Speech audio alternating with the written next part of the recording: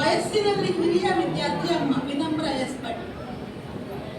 ಅವರನ್ನು ನಾವು ಈ ವರ್ಷ ಮತ್ತೆ SSLC ಆಯ್ತು, 10th ಮುಗೀತು.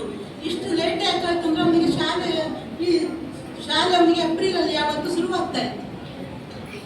ಆದರೆ ಇಲ್ಲಿಗೆ ಬಂದು ಅವನಿಗೆ ತುಂಬ ಉಪಯೋಗ ಆಗಿದೆ. ಅವನಿಗೆ ಶುರುವಿಗೆ ಇಲ್ಲಿ ಬಂದಾಗ ಇಲ್ಲಿ ಕಳಿಸಿದ್ದಕ್ಕೆ ಅವನಿಗೆ ಸ್ವಲ್ಪ ಬೇಸರ ಇತ್ತು. ಹೇಗಪ್ಪ ಇಲ್ಲಿರುವುದು, ಹೇಗಪ್ಪ ಇಲ್ಲಿ ನನಗೆ ಉದಾಸೀನ ಆಗ್ಬೋದು, ಎಲ್ಲ ಕೆಲಸ ತಾನು ಸ್ವತಃ ಮಾಡ್ಕೊಳ್ಬೇಕಲ್ಲ ಅಂತ.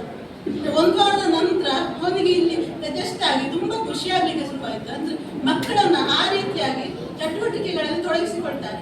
ಅವರಿಗೆ ಬೇಗ ಪಾಠ ಮಾತ್ರ ಅಲ್ಲ, ಅವರ ಸರ್ವತೋಮುಖ ಬೆಳವಣಿಗೆಗೆ ಬೇಕಾಗುವಂಥ ಬೇರೆ ಬೇರೆ ಚಟುವಟಿಕೆಗಳನ್ನು ಇಲ್ಲಿ ನಡೆಸ್ತಾರೆ. ಇವತ್ತು ನಾನು ಬಂದು ಕೇಳಿದಾಗ ನಿನ್ನ ಮುಂದಿನ ವರ್ಷ ಅವಕಾಶ ಸಿಕ್ಕಿದ್ರೆ ಇಲ್ಲಿ ಬರ್ತೀಯ ಅಂತ ಹೇಳಿದ್ರೆ ಖಂಡಿತವಾಗಿ ಖುಷಿಯಿಂದ ಬರ್ತೇನೆ ಅಂತ ಹೇಳಿದ್ದಾರೆ. ನೋಡಬೇಕು ಏನಾಗ್ತದೆ ಅಂದರೆ ಅವನಿನ್ನು ಫಸ್ಟ್ PUC ಹೋಗ್ತಾ ಇದ್ದಾನೆ. ಹಾಗಾಗಿ ಫಸ್ಟ್ PUC ಸೆಕೆಂಡ್ PUC ಬರುವಾಗ ಅವನಿಗೆ ಕ್ಲಾಸಸ್ ಎಲ್ಲ ಮೊದಲು ಇದ್ರೆ ಬರ್ಲಿಕ್ಕೆ ಆಗ್ತದಲ್ಲ ಅಂತ ಗೊತ್ತಿಲ್ಲ. ಆದರೆ ಅವಕಾಶ ಸಿಕ್ಕಿದ್ರೆ ಖಂಡಿತವಾಗಿ ನಾವು ಅವನನ್ನು ನೆಕ್ಸ್ಟ್ ವರ್ಷ ಕೂಡ ಮುಂದಿನ ವರ್ಷ ಕೂಡ ಇಲ್ಲಿಗೆ ಕಳಿಸ್ಬೇಕು ಅಂತ ಇದೆ. ಸ್ವಲ್ಪ ಅವನು ಇಲ್ಲಿಗೆ ಬಂದಾಗ ಅವನಿಗೆ ತುಂಬ ಬೇಜಾರಲ್ಲಿದ್ದವನು ಈಗ ಹೋಗ್ಬೇಕಲ್ಲ ಅಂತ ಅನ್ನಿಸ್ತಿದೆ ಅವನಿಗೆ. ಇನ್ನೂ ಒಂದಷ್ಟು ಸ್ವಲ್ಪ ದಿವಸ ಇಲ್ಲಿ ಇದ್ರೆ ಇನ್ನು ಇಲ್ಲಿ ಮಕ್ಕಳೊಟ್ಟಿಗೆ ಸೇರಿ ಇರ್ಬೋದಲ್ಲ ಅಂತ ತುಂಬ ಆಸೆ ಇದ್ದಿದ್ದಾರೆ. ಹಾಗೆ ಅವನಿಗೆ ಸ್ವಲ್ಪ ಮುಂದೆ ಹೀಗೆ ವೇದಿಕೆಯಲ್ಲೆಲ್ಲ ಬಂದು ಮಾತಾಡೋದೆಲ್ಲ ಸ್ವಲ್ಪ ಹಿಂಜರಿಕೆ. ಆದರೆ ಈ ವರ್ಷ ಇಲ್ಲಿ ಬಂದು ಒಳ್ಳೆಯ ರೀತಿಯಲ್ಲಿ ಹೇಳಿಕೊಟ್ಟದ್ದನ್ನು ಕಲ್ತ್ಕೊಂಡಿದ್ದಾನೆ.